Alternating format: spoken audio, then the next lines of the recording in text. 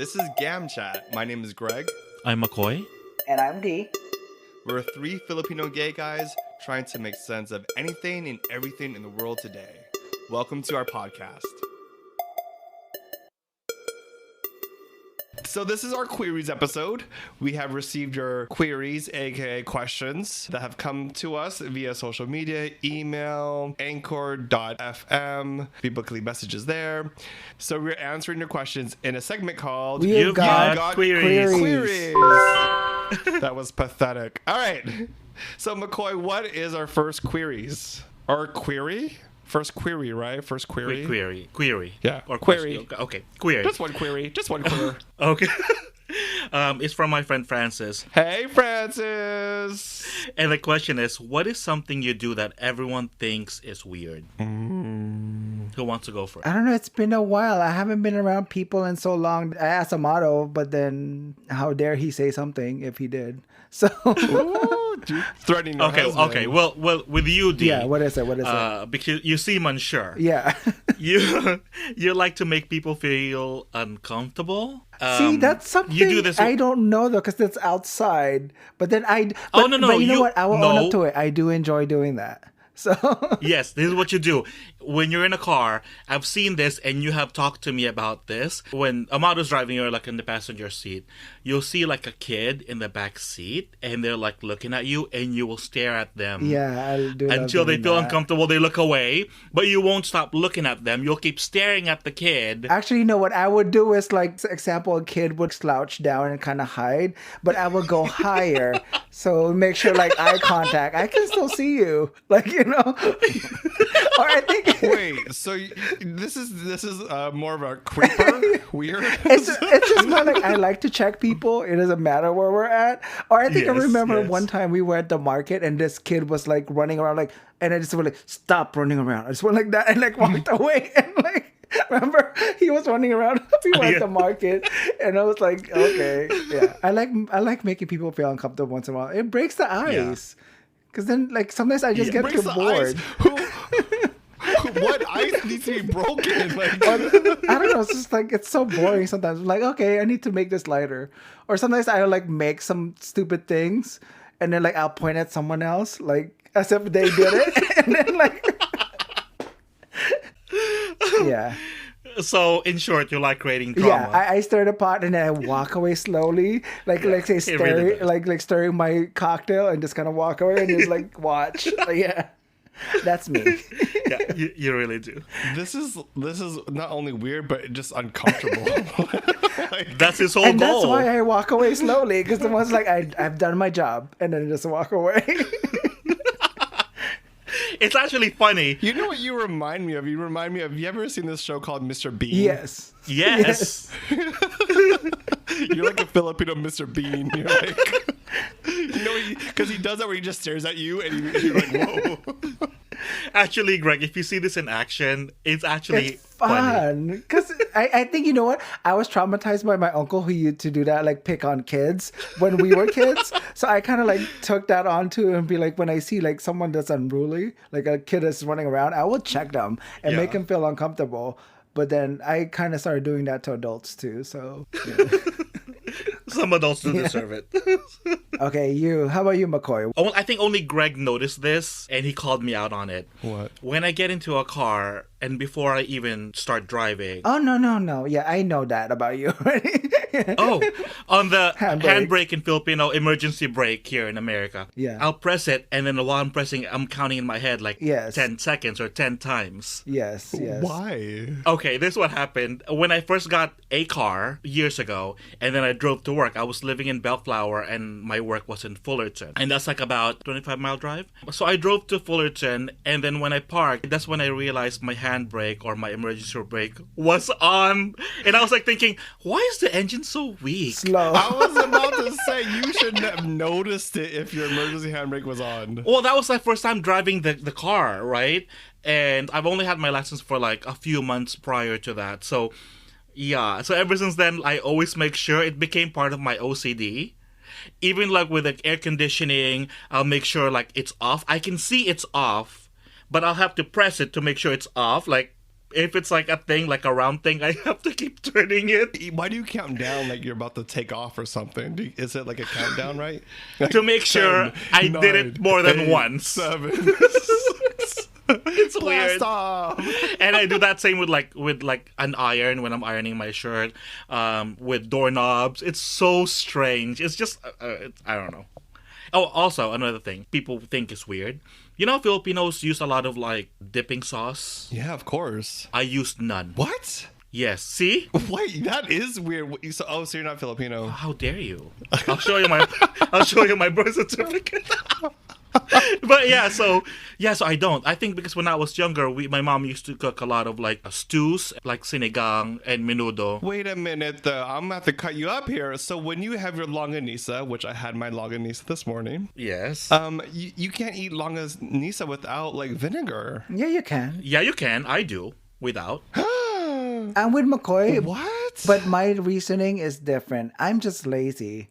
So it's like to me, it's an extra step to be like, okay, let me get my spoon into wherever that sauce is, and then like put it on the on top of the thing. But it's so good. Okay, Okay. McCoy, like, come on now, like longanisa without your vinegar, like. Okay. Give me a chance to answer. I have tried it with I'm vinegar. really upset right now. My longanisa is hurt. Don't calm down.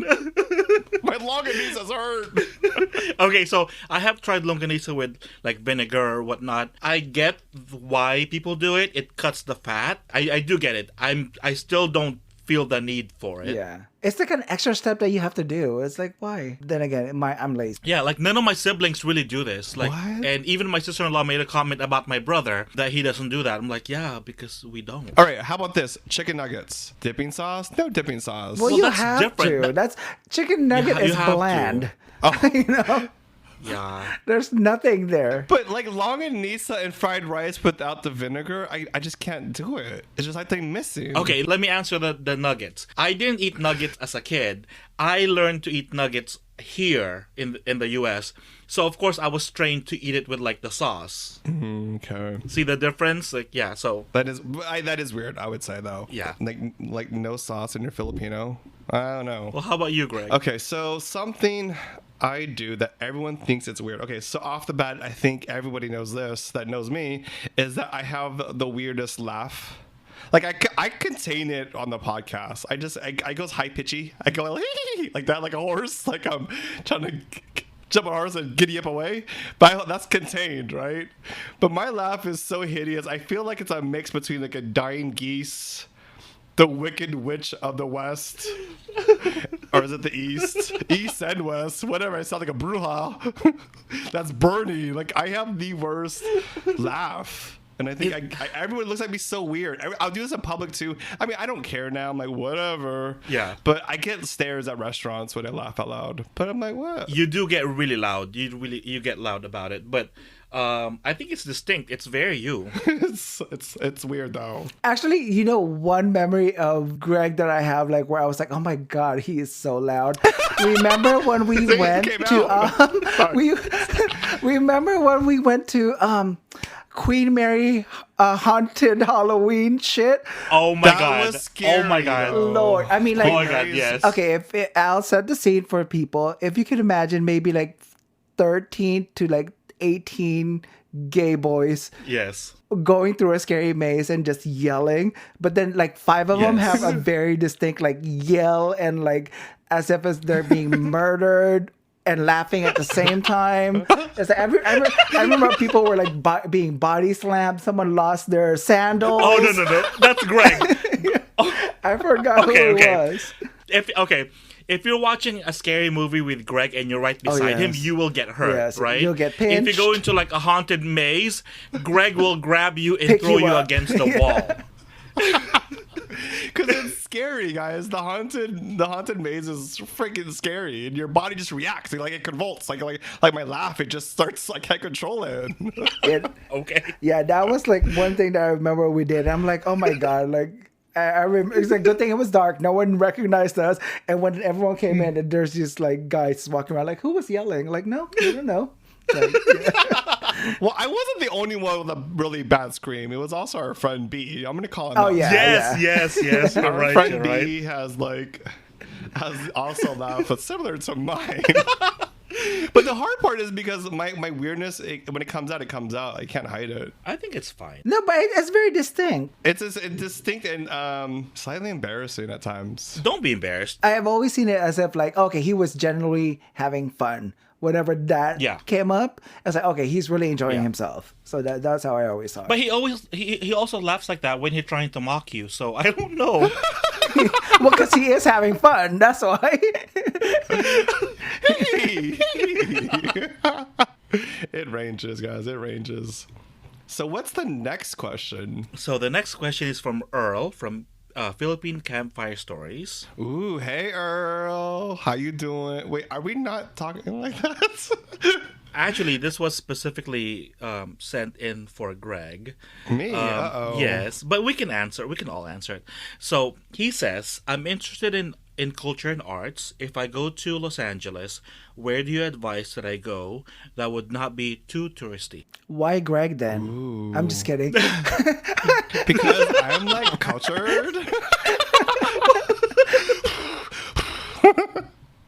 Well, okay, so to answer Earl's question, so I think one of the greatest cities for arts and culture, at least diverse art and culture, is Los Angeles. Definitely. Yeah. It is so rich in arts and culture that no one really talks about it. Yeah, doesn't get credit. And so diverse, it doesn't get credit at all. Because, like, I think off top of my head, the best thing to do if you're looking for arts and culture is to visit all the murals in Los Angeles. Yeah. Because we have one of the most amazing, dopest, illest murals in the world. Yeah, from a whole range of artists and a whole range of like different backgrounds of these artists.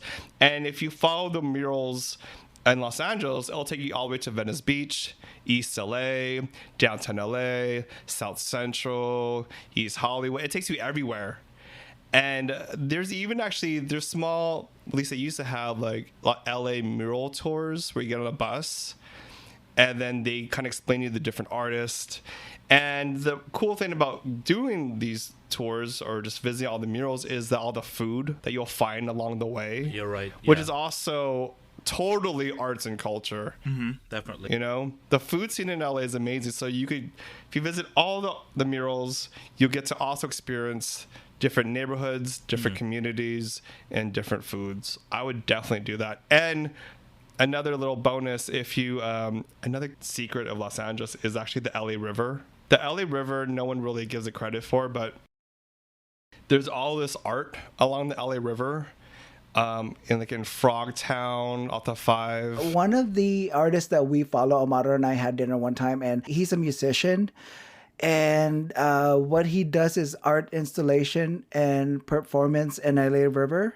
So he would do a projection work in one of the underpasses of the LA River while he's performing. I'll try to find his Instagram. He still does it right now every so often. So his performances are at night. So it's kind of cool because you're under an underpass and you hear cars speeding above you. But then, he's playing his very electric music and then like a projection that's like 30, 40 feet wide under the bridge. The only thing I would add is to make sure that you go during the daytime, because some communities or some neighborhoods are not as safe at night. Oh, yeah. And so you just got to be like, you got to watch out. Well, I mean, it's kind of hard to say like which ones are not like too touristy. Eventually that does happen. I mean, with like every community that you would do. But there are the big museums here in LA, like LACMA's down right now because of the construction.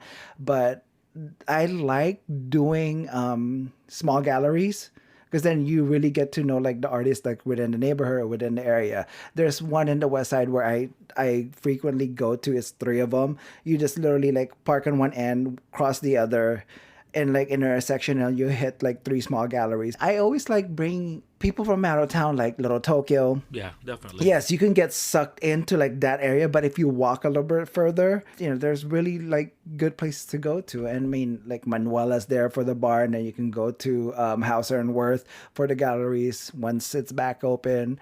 So we have a lot of things to check out. Food wise, you can't go wrong with LA. We have so many restaurants here. Like the up and coming chefs are coming in. If they want a TV show somehow, you'll see them do a pop up. So there's a lot. You just have to be really aware. And with Instagram around, I don't think that's hard to do. McCoy, you always find out restaurants for us to check out whenever we task you to do that. Yeah, you're like our foodie person, McCoy. Well, clearly you have a bowl of popcorn right in front of you right now that you're just staring at. Well, I used to be, but this past few years I just haven't explored LA the way I should have. Because remember when I was living far away and I was working far away, my commute was so long, and I did that for almost 3 years. In that 3 years, I didn't explore anywhere because I didn't have the energy to do anything.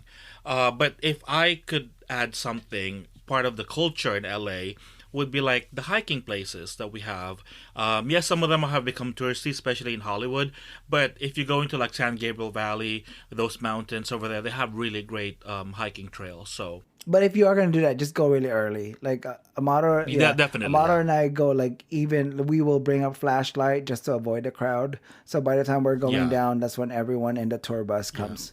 Wait, they have tour buses that go there? Yes. Really? I didn't know that. One of the falls here in the valley, it's by the time we go down, it's a tour bus is of people that's going down. I'm like, I have nothing. Sorry, disclaimer. I have nothing against people or tourists coming to the thing, but pick up after yourself if you're gonna go there. Definitely. When I'm going hiking, I side eye people who's holding a paper cup of Starbucks because I'm like, bitch, where are you gonna throw that afterwards? Because you're not gonna throw it. You're not gonna wait until you get a trash can. Yeah. I'm gonna see I'm gonna see it there after. So every time I see people hiking with a Starbucks, I'm like, oh, here we go. Sorry, I'm like that kind of people. See, I judge people. That's my job. I would also add one thing about the arts and culture scene that no one also talks about or has forgotten about is actually our theater scene. LA has such a dope theater scene that it's ridiculous, and it's not like the big theaters. I'm talking about those small theaters. Yeah. And there's East West Players in Little Tokyo, which is all about Asian American theater and stories, and then there's also the Latino Theater Company. It's just it's amazing, and also experimental art in theater. It's pretty live in LA. Yeah. So those are my non-touristy spots or recommendations. McCoy, what do we have next? So the third queries is from someone codenamed Cheche Bureche. Wait.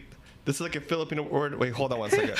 Is that one of the people that we had, Cheche? Wait, this is a Filipino word of the day. I think it's a term. Wait. It's a Jane Doe, but in a funny way kind of thing. That's a Jane Doe? Not like a Jane Doe, Cheche? I think it's more when you say Jane Doe, it could mean something bad. It's just like a regular girl in the neighborhood. I don't know. A regular girl. Hey, Cheche Bureche. Is that it? Bureche? The Cheche Bureche is it's saying... Oh, Cheche Bureche. It's weird because I don't know it as a person. It's just more like a term that, you're talking too much or something like that. Not even not talking too much. Oh my God. We should name our podcast that. Cheche Bureche. There's no context to whatever you're saying kind of thing. Oh, you just gibberish. That's how yeah. There you go. That's how I more look at it. Okay, when I hear that term, that's what I think of as just gibberish. I think you're right. So how do you use it in a sentence? Right? Hey, Cheche Bureche. No. It's you're talking a lot of Cheche Bureche. Stop. Yeah. Cheche Bureche. It's just a bunch of Cheche Bureche or something like that. That's how I know it as. Yeah. I think you're right, D. I wasn't sure. But anyway, so the question is, what do you think your lives would have been if your family stayed in the Philippines? Ooh, wow. You want me to take this first? Go ahead. You always do. No. The first two, I did not. Okay. Because you're eating something. Okay, so let's see. Me and my mom were having a conversation about this. You know how she worked in New York when I was young. And she said, if I had a choice, I would have never left. Yes, we would not have a lot of money, but I think we would, we would all be together. And I told her, there's no point in rehashing all that. The choices we make have shaped the person that we have become now. I said, just don't worry. Your kids turn out okay at the end of it all. Oh my god, I'm getting emotional with it. Okay, so let me go back. So if my family had stayed in the Philippines, how would my life be? I think I would be more conservative when it comes to my sexuality, because I remember as a kid there was a lot of judgment. There was a lot of like, don't be gay and this and that. Um, so I think I would be more conservative, especially, correct me if I'm wrong, the culture in the Philippines is a lot more conservative as it is here in the US, especially when it comes to sexuality. Well, you know what? You make me think, because this is actually a very deep and emotional question. And it seems like relatively, oh, what would your life be? Like very light, but it's actually deep, because leaving your country or having your parents make a decision to leave their country for a better life, it's heavy. Yeah. And it's a very big decision. So that's why I'm not thinking, like when you're talking about you got emotional, even I was like, oh wow, like I was getting kind of emotional too when I was born here. I remember a cousin of mine had said when I was like, oh, I'm dating this guy, or I think I'm seeing this guy, and she said, oh, be careful, maybe they just want money from you. Like that, right? And I was like, what? There's a segment of the gay population in the Philippines, I'm not saying all, and I have actually met one, and I've had conversation with this one person. He was dating this younger guy, younger than him until now, and he's like in his 50s, and the guy, I don't know how old the guy is, but he's younger, and now the guy is married with a kid, right? And he's still supporting this guy and his family, and the wife knows, and the wife accepts that this is just part of their life, right? So I think that's where my cousin is coming from. But in my head, I'm like, you have a massive misunderstanding of what the gay culture in America is. Now, in the Philippines, I think that's not everyone is doing that. It's changed, and maybe it has changed a long time ago. I don't really know, but I think my mindset would have been towards that, or I would just not be. I'll be in the closet much longer time than I am here. Because I'm scared of the judgment. Also, my family is not rich. I mean, I think maybe we're like middle class, or maybe even lower middle class. I don't really know. But there was family members from outside the country that would help us, right? So I think with that help comes this idea that they're entitled to meddle in your business because they provided, so they have a say into Yes. it. Yeah. Yes, and I think in the Philippines, a lot of your decision is very group based. Like, how will this affect my family? As opposed to here, it's very individualistic. How is this gonna affect me? And he also here in the U.S. What I've noticed with me, I can cut off family easily. Like, I don't like what you're saying, I'm going to cut you off now, and we don't have to have a relationship. But in the Philippines, it's a lot harder. So I think that's my take on how my life would be if I was in the Philippines. But the funny thing is now I'm like, oh, I want to live there. I'm like scrambling to like, I want to live there. So I don't know. It's not. I'm not gonna say it's gonna be harder. It's just gonna be different, and I would be different, definitely different.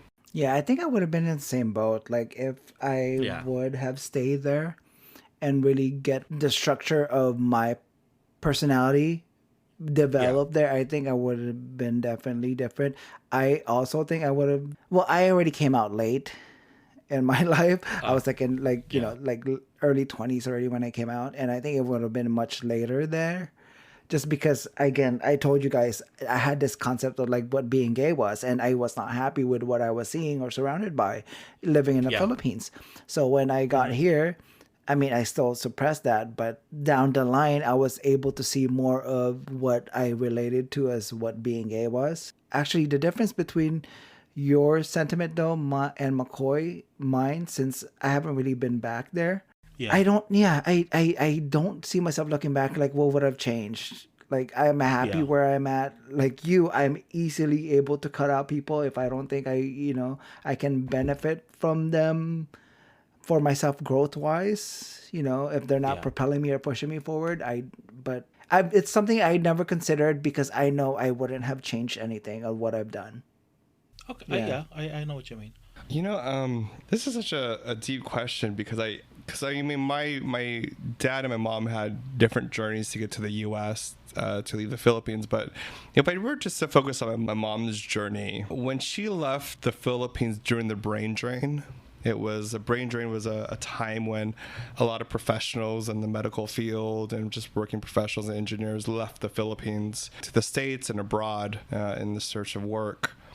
And I remember my mom always tells me the story that when she graduated from medical school and she went down to the embassy to get the forms to leave the Philippines, she was shocked to see all the forms that were all just spilled to the ground and nobody was taking any of the forms.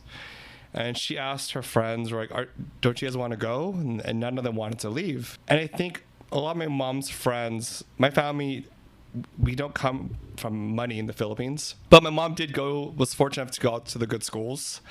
So I think a lot of her friends' families were very wealthy. But my mom, gosh, I guess my mom technically left. She made the decision because she basically had nothing in the Philippines for her. Because she was told by some of the families, and she was told by her boyfriend at that time that she didn't have a name, meaning which is that she didn't come from a wealthy family. And so because she didn't have a name, no one would want to marry her. Ew. And she found out that her boyfriend at the time was engaged to a senator's daughter.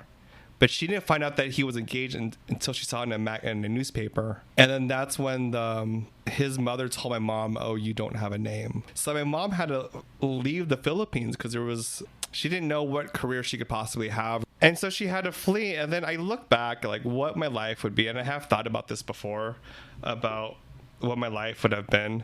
I think I would have possibly had the stress or pressures that comes in the Philippines about your identity, your social class, what your self-worth is compared to like what other people say it is. And so I find it a blessing that my mom actually left the Philippines and created her own path. She came here all by herself.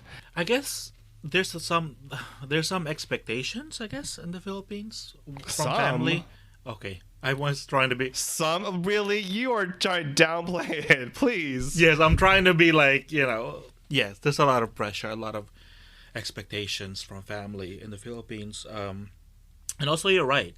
If you don't... It's not about what you know, it's about who you know in the Philippines. Yeah. I feel like I'm generalizing, but... No, it's true. I mean, you almost like... You're going to have to go to the good schools in the Philippines, right? Yeah. Because it's that network propel you forward, right? And it's about who you're going to marry and what family you're going to marry into. And those were like my mom's classmates. But she didn't come from that though. And I see your apprehension in using or saying generalization, but it's safe to say that most of us know that that's how it really is to function out there. I think it's like a wish of mine that's not the case. That's why I don't want to say it. But in most cases, it's true. Because, sometimes when you come from a good family or you connected to a good family, you always drop names. Yeah. It's like, what the fuck? Yeah, why is that? I feel like it's almost obsessed with this family and that family. Like I would hear that a lot, like, and I'm like, I don't understand. And then you ask like other people that are not in your family or friends, and they know the same family name. You're like, how do you guys all know this family name? Like, is it that important? What family you come from? It kind of reminds me of like in Britain back in the day, right? Like where you're from. I think maybe it's part of the culture, I guess, It kind of makes me sad. Yeah. I mean, it's a part of the culture, but it doesn't help that it's still perpetuated now because we have social media. So everyone else that's within that last name, is now like some sort of like a pseudo celebrity influencer where really? Like that's how it's become. So they found their niche where like, okay, I'm not just living through I'm gonna use my family name to like propel myself. So that culture still persists today in the Philippines. Oh yeah, but I think Greg's point was influential families. Like I'll give an example, like the Zobel de Ayala, the C, the Gong Kongwei, and all those people who have businesses and who come from money.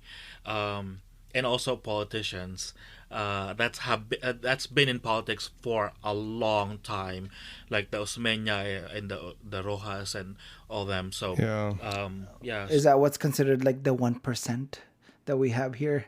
Definitely. Absolutely. I mean, like well, not all politicians are billionaires, but the business people, the families that come from money, they are billionaires. So interesting. Mm-hmm. My grandmother, she was a yaya for one of the wealthiest families in the Philippines, Yeah. and I remember when they'd come over to the house in the States and everything, but they were very modest. Mm-hmm. Like they never talked about money. They never brought it up. But it was just interesting to me how people were obsessed with these family names. Yeah. Well, what kind of job? Let me ask you guys this: if you were in the Philippines and you stay in the Philippines, what kind of jobs would you have had? I think I would have some kind of corporate job because, like, I have proven that I'm not creative. As a kid, I wanted to be an artist. Like, I wanted to like draw and paint. Oh, that's so nice. And then I realized I can't. I learned early on I can't, and then I wanted to be like a marine biologist, and I realized I can't swim, so I can't do that. And I wanted to be a zoologist or like a vet, but that never happened. So, yeah. How about you, D? What would your job be in the Philippines if you would have stayed? I mean, the safest answer would probably be like working with or whatever our family. Oh yeah. Oh, that's right. You yeah. I was like, yeah. You're like, oh yeah. I'm just like, no, yeah. I would have probably fell into that loop, and I'm just like, it's okay. But if I could have managed it, I would have probably just still left, just because I don't have Really? but I probably would have like wanted something more different. Really? Yeah. You think so? I think wherever I can definitely say that wherever you put me, I would have wanted to just be by myself no matter what. Huh, that's interesting. Basing on like what I know about, my family and everything. Like who they are, what I am. I'm not making it seem like they're the worst kind of people, but that really is my sentiment. Like that, I think it's always core in my being. Like I really want to just separate myself from anyone that I don't feel like that's pushing me to move forward with what I actually want rather than their own agenda. So the minute someone tells me like, oh, you can't do that. Oh, really? I'm going to do the opposite of what you want. And that's why whenever like my parents kind of try to tell me things right nowadays, like, oh, you should do this. I'm like, it's kind of too late to be a parent now. I'm like 30 something. I've said that genuinely, but I'm a dick like that. So, and I'm always going to be that person. So I know like no matter what, I would have left and then kind of did my own thing just so I don't have to be around anyone. Yeah, you would have left and do your own thing with like an allowance attached. Hey, that is very true, McCoy. If I did that, I have to make my own way. Now he's like, damn, what did I do? And then it's called, the credit card's not working. I don't know why, but I hate you. Bye. Just kidding. I'm not like that. No. Yeah, you are. We heard the Christmas episode. Don't try to take it back now. I think I would have been in the arts still. I think I would have been in something in the creative field in the Philippines. Yeah. Either film or television or something like that. Well, because see, if you're an artist or you're creative, it's always in you. Yeah, that's true, yeah. No matter where you are. Yeah. Yeah, I think it would have been we would have been doing the same thing. It's just the path would have been different, but yeah. Nature and nurture. Nature versus nurture. But it's like, as I see that the environment will affect you, but then it's still that innate feeling in you that this is what I want to do. Mm-hmm. Yeah. So. Oh, I thought you were talking about sexuality. Well, that because too. definitely I would still be gay for sure. But it's like suppressed it for how long? Maybe I just won't tell anyone. And then really, right? Oh, for a long time. Oh my God! Wait, do you guys think that if we were in the Philippines, we would be like one of those in the closet gays? I probably would have been because I was programmed as a kid. Oh my God! That being gay is wrong and don't do that, don't do this, don't act this way, don't walk this way. Oh, you know what? It was drilled in my head. What I would say that I can guarantee would have been different is how I would see relationships between same sex. I would have probably seen it differently. Viewed it where it's like only one way is beneficial and it's not, I would have probably seen it that way because that's what I saw as a kid and made me suppress it. So the third question, it's highly personal, and granted it's hypothetical, but I have thought about this in the past about like how I would be. Yeah, I'd stick to my answer that I would probably be more conservative, maybe not. I'd probably stay in the closet for a lot longer than I have, because I came out when I was 19, and like here in the US, they what are they gonna do? I mean, they're gonna send me to like a clinic or something to conversion therapy. No, you don't have the right to do that, because as an 18-year-old, you're already an adult, and the family have no influence towards you if you don't want them to. So I felt a lot more confident, free being who I am. Yes, being who I am here. I suppose in the Philippines, maybe I would have had second thoughts, because it's like the family dynamics. You think about how it's going to affect your family first before you make any kind of big decision. So yeah, I agree with you in that. I think to sum it up for me, I think that looking at my cousins that I know in the Philippines that actually left the Philippines, left their families to move here because they wanted to start a life without pressure or about this. They had to conform to someone else's identity of who they were, and they had families. And I always was wondering, why did they leave? Because they were very wealthy in the Philippines, and it was because of they just wanted to build a path unknown, and they couldn't because their families were just would be all up on them in the Philippines. So we answered your queries. Let us know how you would answer these questions yourself. We want to hear your answers, and we will read them on our future episode. And there you have it. That's our show. If you'd like to leave a comment or send us your own queries, we will respond. You can reach us at... On social media, we're on Twitter, Instagram, and Facebook at GamChat Podcast. And also, if you want this to be truly anonymous, you can reach us on CuriousCat, also at GamChat Podcast. Shoot McCoy a DM. He's anonymous. If you find him on... What is that? What is... Oh, my God. If you find him on Grindr... Yeah, there you go. Just headline like queries question. I don't know if there's a subject for Grindr messaging, but yeah, whatever. Or you can email us at gamchatpodcast@gmail.com. Okay, and don't forget to rate us on Apple Podcasts. I would love to see 5 stars. It's 2021. I'm not begging, I'm demanding. Shit. There you go. Again. Yep, that's true. He ain't begging. Trust me. He is demanding. And we'll catch you on the next one.